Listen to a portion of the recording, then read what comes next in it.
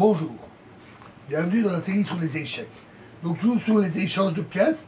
Ici, on va voir un exemple où dans la partie, les noirs vont laisser passer l'occasion au 12e coup, on verra, de diminuer par un échange de pièces l'avantage positionnel adverse.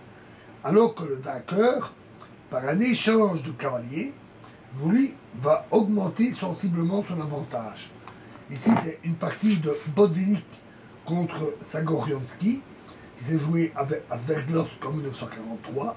Donc ils ont joué cavalier F3, D5, C4, E6, B3, donc c'est un début Réti, cavalier F6, fou B2, fou E7, E3,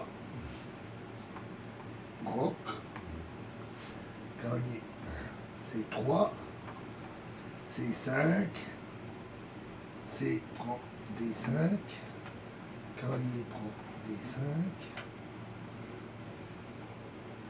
cavalier prend D5, E prend D5, D4. Alors C prend D4, déjà ce coup c'est une erreur, c'est pas un bon coup d'ouverture.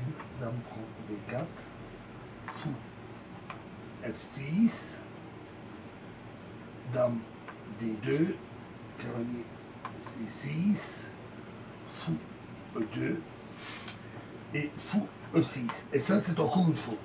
Et c'est une grave erreur positionnelle. Le principe de jeu avec un pion isolé, on les verra plus tard.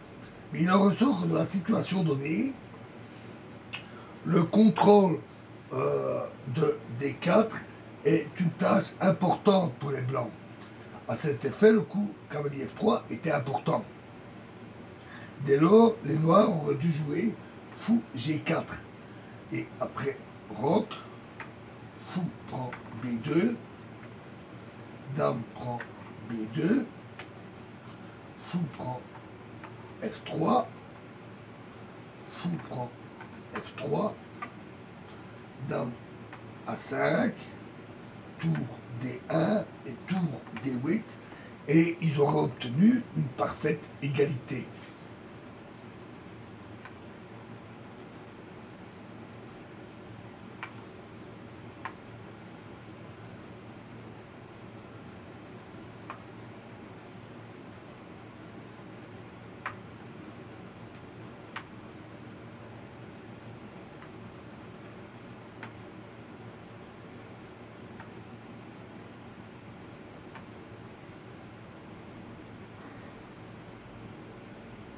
Donc fou E6,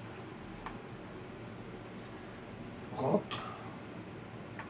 fou prend B2, dame prend B2, dame A5, tour D1, tour D8, tour D2, tour D7, tour D1, tour D8, H3, H6 et cavalier E5. Cette fois-ci, c'est un très bon coup.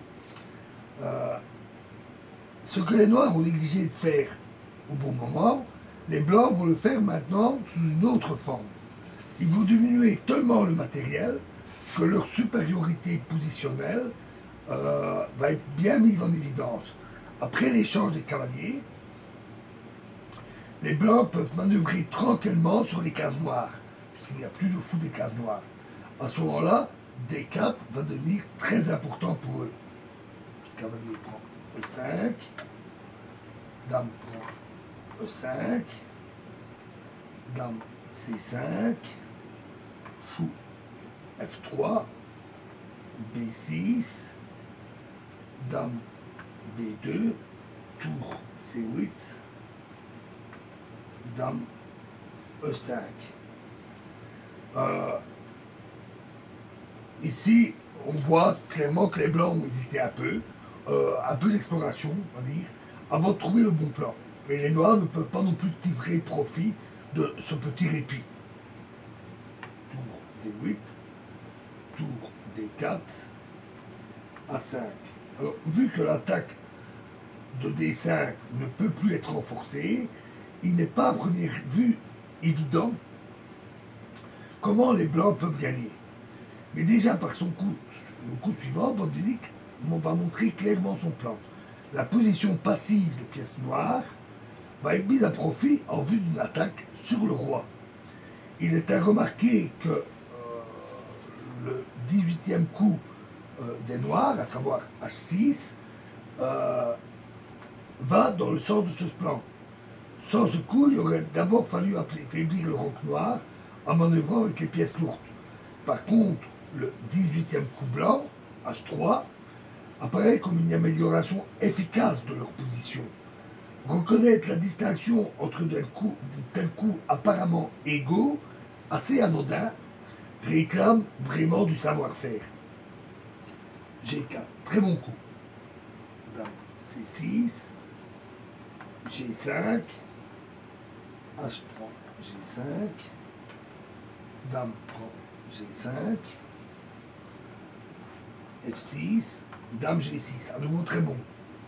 Fou, F7, Dame G3. Et F5 qui est encore une erreur. Alors, leur intention est d'amener, de ramener la dame à l'aile roi pour bloquer l'attaque qui menace le long de la colonne G. Par roi H2, puis tour G1. Mais cet affaiblissement supplémentaire des cases noires ne fait que faciliter la tâche des blancs. Dame G5, Dame E6, roi H1, Dame E5, tour G1, tour F8, Dame H6, le pion étant cloué, tour B8, tour H4, roi F8, Dame H8, échec, fou G8, tour F4, tour B7, tour G5, tour F7, Dame H5. Maintenant, le point F5 ne peut plus être couvert. Et ça décide de la partie. Donc, Dame A1, échec, roi H2, G6, Dame prend G6, fou H7, Dame D6, échec, tour E7, Dame D8, échec, et là, les noirs ont laissé tomber. On verra encore un bel exemple dans la prochaine vidéo. Je vous remercie.